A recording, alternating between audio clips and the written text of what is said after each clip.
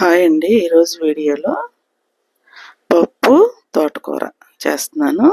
దానికోసం 2 కట్టల తోటకూర అండి, 150 గ్రామ్స్ కందిపప్పు తీసుకున్నాను. దీన్ని దోరగా ఫ్రై చేసుకోవాలి. ఫ్రై చేసుకోవటం వల్ల మంచి టేస్ట్ వస్తుందండి కందిపప్పు.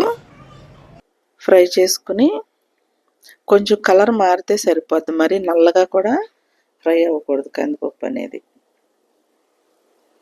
కొంచెం brown colour, light brown colour వచ్చిన తర్వాత దానిలో వాటర్ పోసి కడిగి వాటర్ అంతా వంపేయాలండి. కనీసం 2 సార్లైనా కడిగి అప్పుడు మరలా మనకి పప్పుకు సరిపడినంత వాటర్ పోసుకోవాలండి. వాటర్ పోసుకొని మనం చిన్నగా తరిగి పెట్టుకున్న తోటకూర అందులో వేసేస్తున్నాను. తోటకూర పప్పులో అంటే త్వరగా ఉడకదని చెప్పి నేను కుక్కర్లో పెట్టేస్తున్నానండి. నేను ఎక్కువ శాతం పప్పు మామూలుగానే వండుతాను గిన్నెలో. ఇప్పుడు ఈ తోటకూర వేసిన తర్వాత టమాటాలు, ఒక 4 పెద్ద టమాటాలేనండి అవి. టమాటాలు ఈ పప్పు తోటకూర అనే దాంట్లో ఎక్కువగా వేసుకోవాలి, అప్పుడే మంచి టేస్ట్ ఉంటుంది పప్పు తోటకూర అనేది.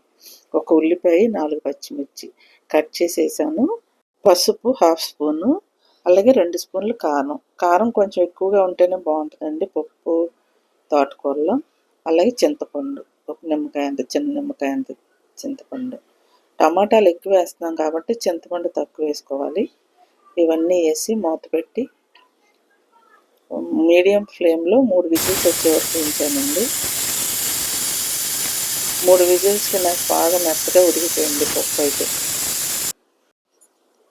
ఇప్పుడు ఆవిరిపోయిన తర్వాత మూత తీసుకుని ఆ ఉడికిపోయిన పప్పుని కొంచెం పప్పు గుత్తి పెట్టి మెదుపుకుంటే బాగుంటుందండి.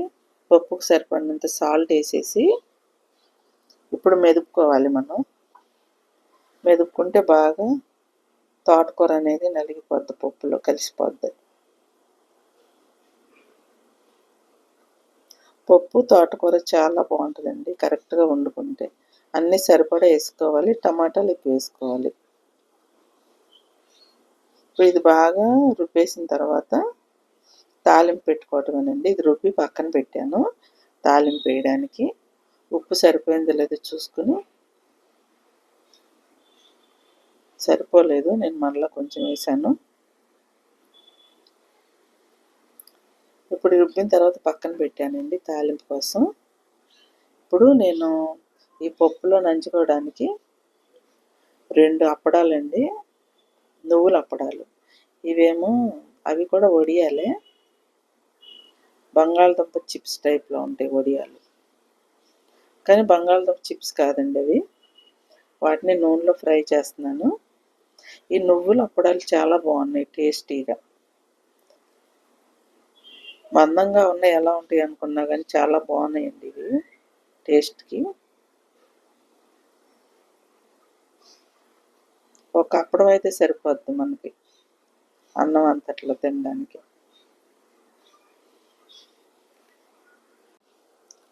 ఈ విధంగా 2 అప్పడం కూడా ఫ్రై చేసిన తర్వాత ఆ వడియాలు ఫ్రై చేశాను.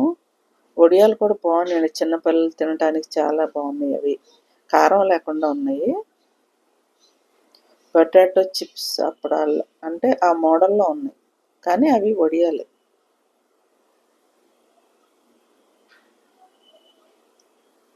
ఇవన్నీ ఫ్రై చేసి పక్కన పెట్టుకుని అప్పుడు నేను పప్పు తాలింపు వేసాను. అప్పడాలు కూడా భలే బాగున్నాయండి. ఆ వడియాలు చూసారా ఎంత పెద్దగా అవుతున్నాయో ఫ్రై చేసిన తర్వాత.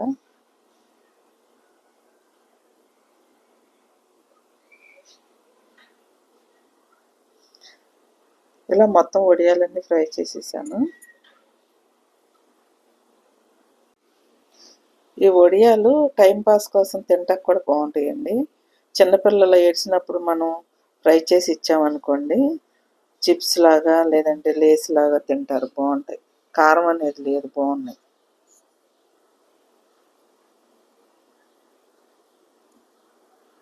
టేస్ట్ కూడా బాగున్నాయండి. ఇలా అన్నీ మొత్తం ఫ్రై చేసేసిన తర్వాత ఇప్పుడు తాలింపు వేసుకుంటున్నాను పప్పుకి. ఆవాలు, జీలకర్ర, అలాగే వెల్లుల్లిపాయ అండి,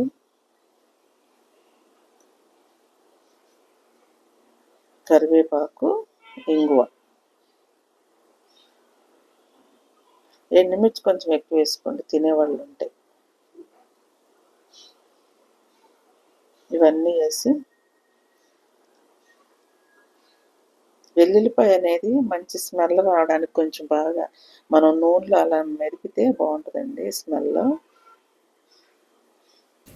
ఇప్పుడు పప్పులో వేసి మూత పెట్టేసాం అనుకోండి బాగుంటుంది.